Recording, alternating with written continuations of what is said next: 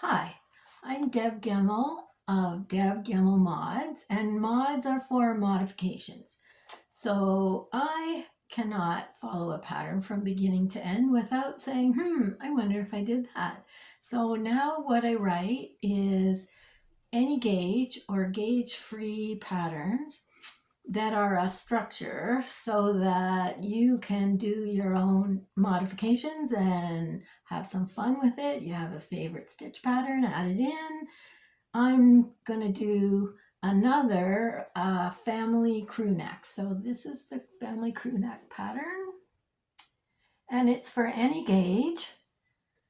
And I'm doing this new one in a DK or a light DK. This is DK, this is DK. This one is in Aran. And I'm on my number 6. I think this is going to be number 6. And this is the one I knit myself last year.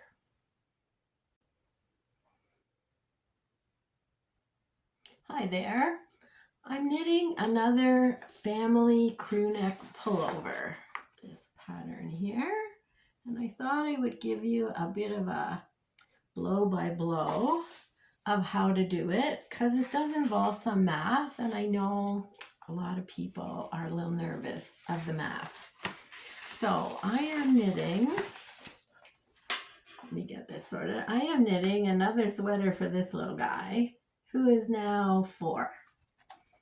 So according to the chart that I give you in the pattern, the back of neck for a 1 to 4-year-old is 5 inches wide. And I know that my gauge is going to be 6.5 inches, 6.5 stitches to the inch. So that's your first piece of math, is you have to figure out how many stitches you're getting in 1 inch.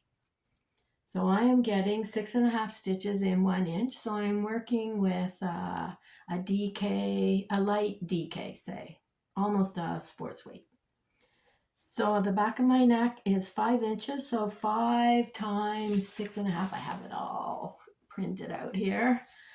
5 inches times 6.5 stitches is 32.5 stitches. Can't have 32.5 stitches. So I dropped the 0.5. So I have 32 stitches. This is for the back of the neck. So the back of the neck is right here. And it needs to be divisible by 4. So I have a chart on the second page to say, here's numbers that are divisible by 4. Luckily, 32 is divisible by 4. So I'm all set then for that. Then the shoulders, which are here and here, this is my cast on, here and here, are a third of the back of neck, which is really fairly standard. Back of neck, 1/3 of back of neck, 1/3 of back of neck for the shoulders. So 1/3 of 32 is 10.8. So I'm going to go with 10. It needs to be a whole number. 10 is a good number. So 10 stitches on each of the shoulders. And then you need one more bit of math. You need 0.5 times the back of neck. So the back of neck here is 32 stitches. So the back of neck times 0.5 is 16, which is why it needs to be divisible by 4 in the first place. So 16.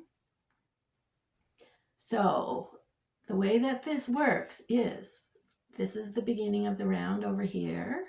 I cast on 10 stitches for my shoulder, 32 stitches for the back of the neck, 10 stitches for my second shoulder, and the back of the neck stitches plus the half of the back of the neck stitches. So 32 and 16.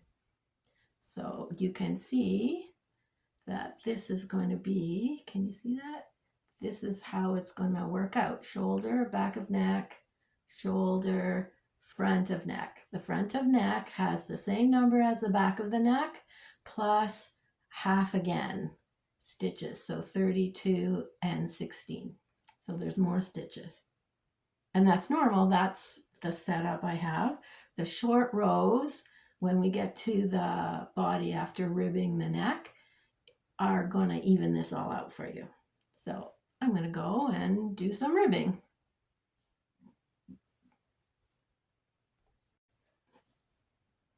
Hi, I'm back.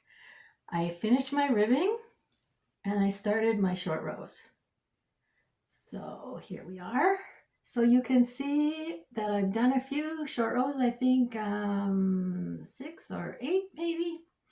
And this is the back. There are more rows on the back of the neck and no rows on the front.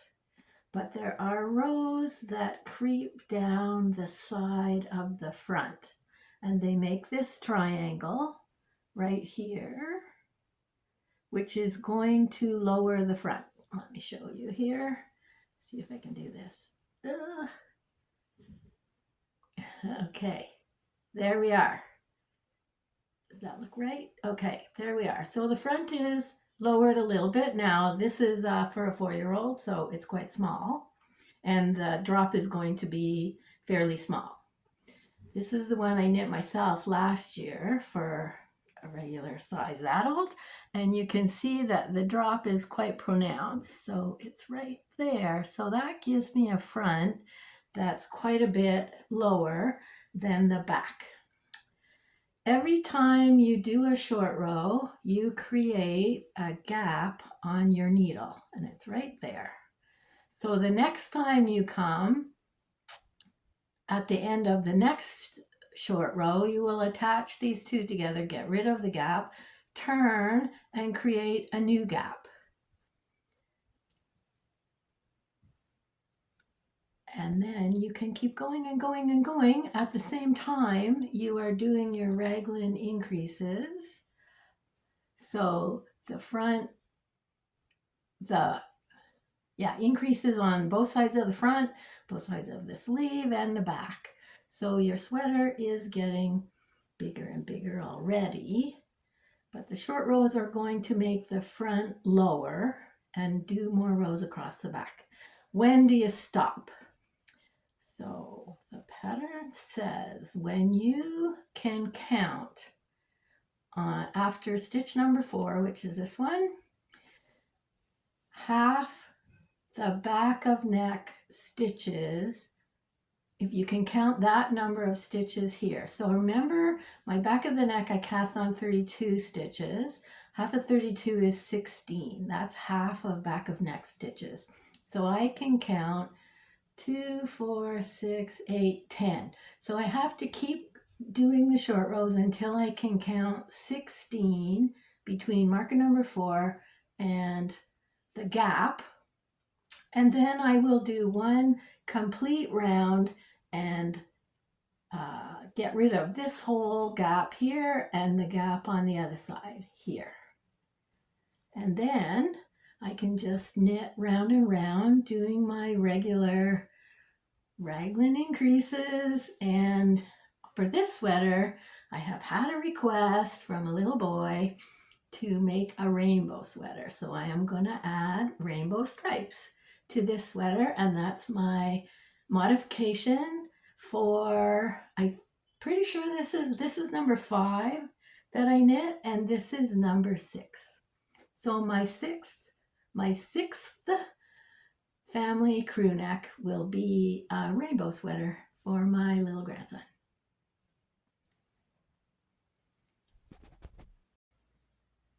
Hi, I'm back.